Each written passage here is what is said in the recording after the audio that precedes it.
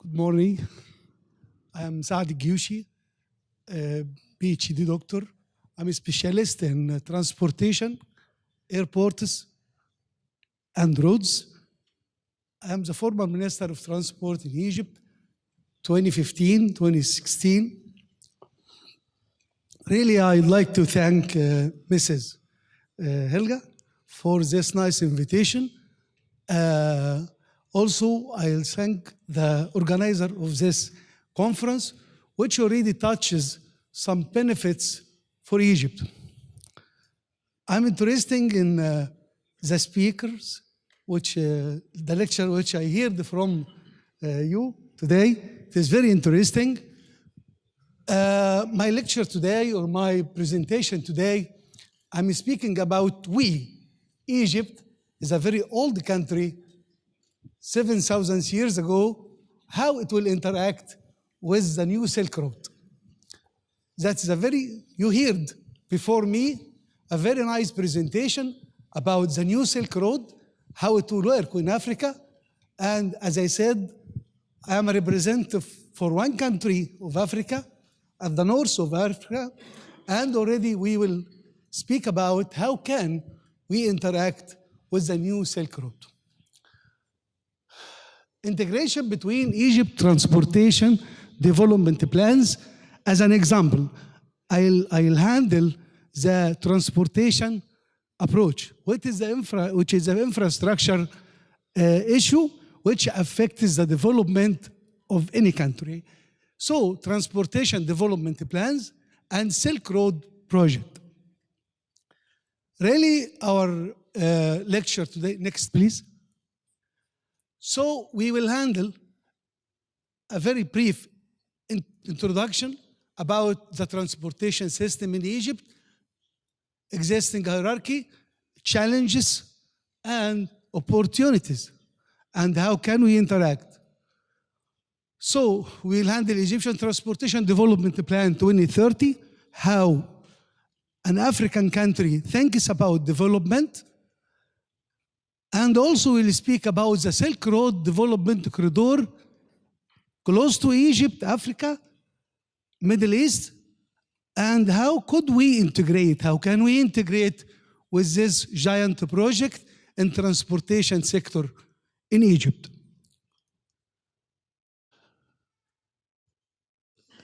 Really, the transportation sector in Egypt serves 1 million kilometers and 100 million population. It will reach by the end of few months, by the end of this year, to be 100 million population. Next, please. We have a road network about 30,000 kilometers rural highways and 60,000 kilometers urban roadways with about 1,800 bridges. And we have a network of tunnels in the capital, which is 3 lines, and we are building the other 3 lines. Next. Maritime, we are a coastal country, lies in the Red Sea and the Mediterranean Sea, and we have 15 seaports, commercial seaports. Land water. Also, we are speaking, just for a moment, about land water. We have about 3,000 kilometer river in land water, and also we have more than 43 inland ports in Egypt. If we are speaking briefly also about the Egyptian Transportation Plan, Development Plan 2030, the main features. Yes. The vision, we are speaking about increased capability of transportation sector to fund its plan to achieve its goals and obtain a great share from the international and regional transportation world volume. Also, we are thinking about how to maximize and optimize the use of science and technology in our management. Really, we are supposed to provide transportation service for persons' goals in high quality and support national and social economical development. Also, we are supposed to secure national security requirements.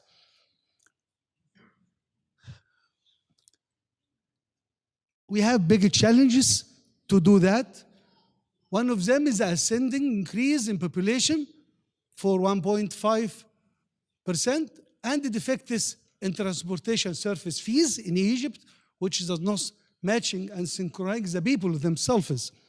Also, the mutual increase in freight from 1.5 to 2.3, also increasing of annual growth in land transport in Egypt, land transport especially. Also, we are suffering from the absence of private sector, and there's a very important point, partnership in infrastructure. Also, absence of multimodal transport system and the lack of technology application and the lack of trained and skilled labor. Increasing number of transportation accidents in Egypt because of lack of all of that. Okay. But still have a very old, very old system, which we have the second historical railway system in the world. It is the second after United Kingdom. It is built in the 18th century, length of about 960 kilometers, and it serves about 500,000 packs daily, with about 1,100 daily trip. Also, we are speaking about facilities and capabilities, like you see these numbers: 11,000 freight coaches, 3,000 passenger coaches, so and so. If you go to land water, the same, as I mentioned before. If we go to the next slide, please. The land dry ports, we have 7 dry ports and 7 logistic areas. Again. Also, we have, if we are looking to all of that, which I skimmed quickly, we are speaking about opportunities. Do Egypt have opportunities in transportation sector for the whole world to come and invest with us? Yes, we have. We have a lot. We have a lot of opportunities in Egypt for road and bridges. We already have a new construction for about 8,000 kilometers, 500 kilometers. We have a new construction of main arterial access over the Nile River, some of 12 acts included, new ones. I'm speaking about the 2030. And also construction of new bridges. That is roads and the bridges projects in Egypt in the coming 12 years. Railway sector, it is full of opportunities, and a lot of companies all over the world asking for these projects, and we still have the rest of these projects in the coming 12 years. We are speaking about supplying passenger coaches, supplying power unit coaches, supplying modernized locomotives, supplying many new locomotives, supplying complete train units, upgrading cargo coaches. Next, please. And you can read with me more than many sectors in many areas. Most of them are virgin and need some kind of sharing with investors all over the world. Next. That's also upgrading railway system, upgrading signaling system, cargo railway, many projects. Next, please. Land water sector, it is full of opportunities. We are speaking about upgrading 2 main navigation roads, Cairo Aswan and Cairo Damietta, and we are speaking about construction of new land water ports and upgrading the existing one. Dry ports is the same. We are speaking about 6 and 3 dry ports. Tunnels and metros, that is a giant one. We are speaking about 50 billion, more than 50 billion Egyptian pounds. Projects, we are speaking about 3 main lines. Each of them is about from 40 to 50 kilometers in the capital of Egypt, new construction. And we have many offers starting from last year to study and to give us partnership with this project. Line number 4, line number 5, and line number 6. Okay. For the maritime sector, and there's a big sector and full of opportunities, we're speaking about, for example, Suez-Port and Ras Adabiya. These 2 ports in the north of Egypt, and we're speaking about Safaga Port and Sharm el-Sheikh in the south of Egypt. All these ports have a very nice opportunities to build cruise terminals and container terminals and container stations in more of them. Next.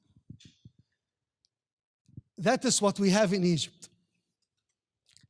Really, I like you to concentrate with me on the next sector of our presentation about what the Silk Road brings to Egypt to reach easily to the interaction between the 2 points. And we can see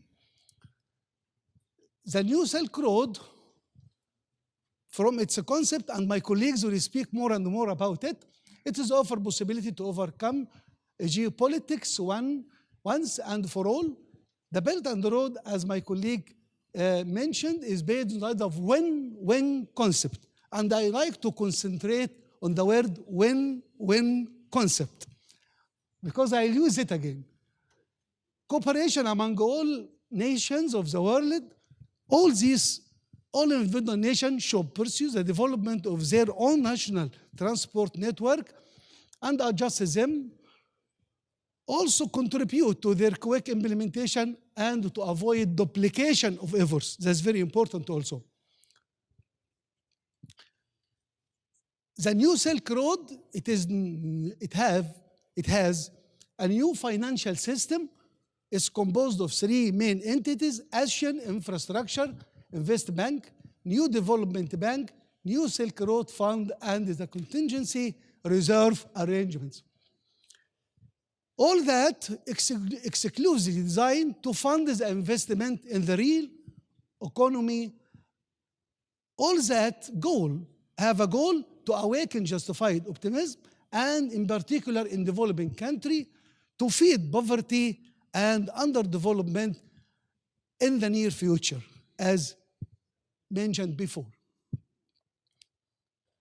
So we reach to the goal of this lecture, how Silk Road project touching Egypt in transport sector. Really, as planned, there will be 50 kilometers Trans-African Highway, TH. The main routes are touching Cairo-Dakar, which is about 600 meters, and the Cairo-Cape Town, which is 10,000 kilometers. That's an highway. A railway, we can find there are 2 giants railway lines. One of them is African High-Speed Train Railway, which connects the special capitals of Africa together with high-speed railway network, HSR. And there is a plan to form a group of Sino-Africa Cooperation in Railway and High-Speed Railway.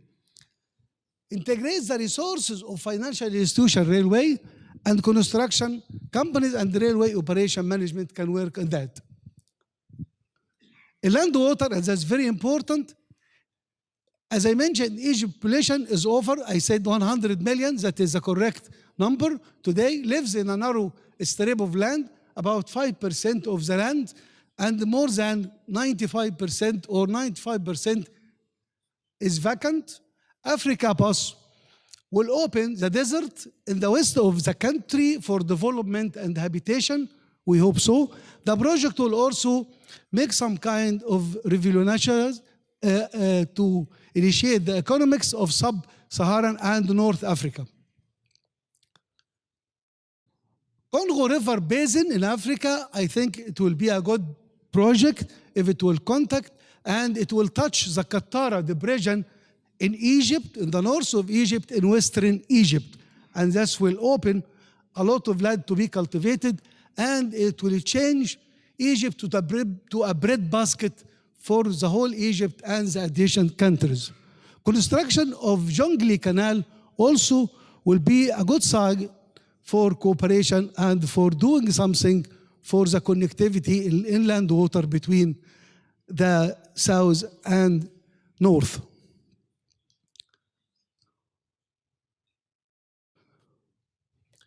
Integration between Egypt Transport Development Plan 2030 and Silk Road Project could be, from my point of view, in highways, we could interact between the national road work in Egypt, phase 3, which is working now, which adding new 5,000 kilometers, and integrated with the Silk Project planned routes, which I mentioned, Cairo-Dakar and the Cairo-Cape Town. If we did that, it will be a good job.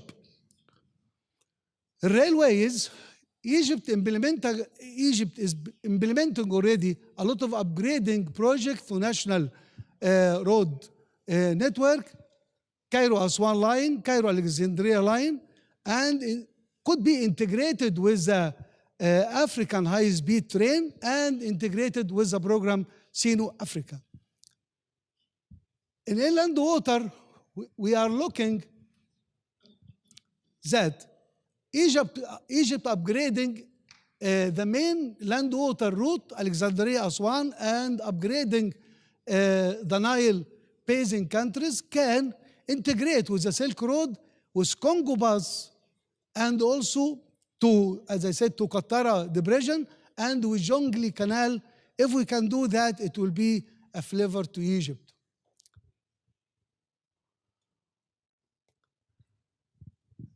I'd like to say something very important. We in Egypt from 1952 experienced many kind of cooperation to have the development for the country. We can't forget history. If you forget history, you will do nothing. We started at 1952 with many disciplines. We go to the communists in Soviet Union, then we went to America, capitalism. We go to many countries to have from them development. And finally, went to the Arab Spring. What happened? We don't reach anything. We didn't get anything. Because, as my friend said, our foot don't match the shoes all the time. Egypt, for example, and I said an example, it is a very old country. It has its own culture. It has its own understanding. So the problem is, how can any country, any model, any development model match with our culture? That is the problem. That is the real problem. That is the real challenge. So, if we plan workshops like this from this prestigious institute and come to Egypt and explain what is the interaction could be, how can make interaction. So planning a workshop in Cairo to allocate interaction areas. We couldn't interact in all areas. We are supposed to interact with our plan. Egypt have already a plan. So if China with her giant Silk Road project can come to Egypt, they will study our plan first and determine the areas which can allocate their cooperation with the countries and can be so accepted and can be so not considered a new colonial coming to Africa.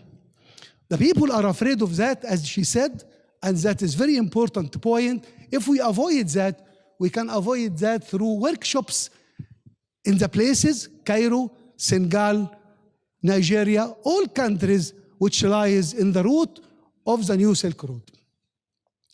Also exchanging plans between Silk Road project stakeholders and Egyptian Ministry of Transport. For example, I'm speaking about transport infrastructure.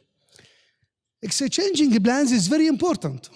When I have been a Minister of Transport, nobody's coming from China. They visited me many times and we had many discussions. But nobody asking me about the plans. Nobody asking me about the plans of the development of transportation in Egypt and how can he could integrate with this plan. They asked all the time about individual projects. And these projects doesn't fit with our shoes. All the time with our foot. So I'd like my colleagues and my friends in China to change this point and exchange plans between Silk Road plan and Egyptian plans.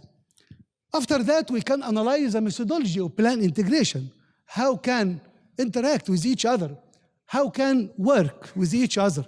What is the method statement for this cooperation? It is very important. After that, easily we can implement recommendations for building cooperation plan. Again, Silk Road plan is a very giant plan, is a very smooth and very friendly plan. We need to cooperate with the whole world, with China, with Europe, with America, with any country who is matching our plans, matching our dream. Egypt have a mankind dream and need to fulfill it by its culture and by its way. Thanks a lot. Thank you very much.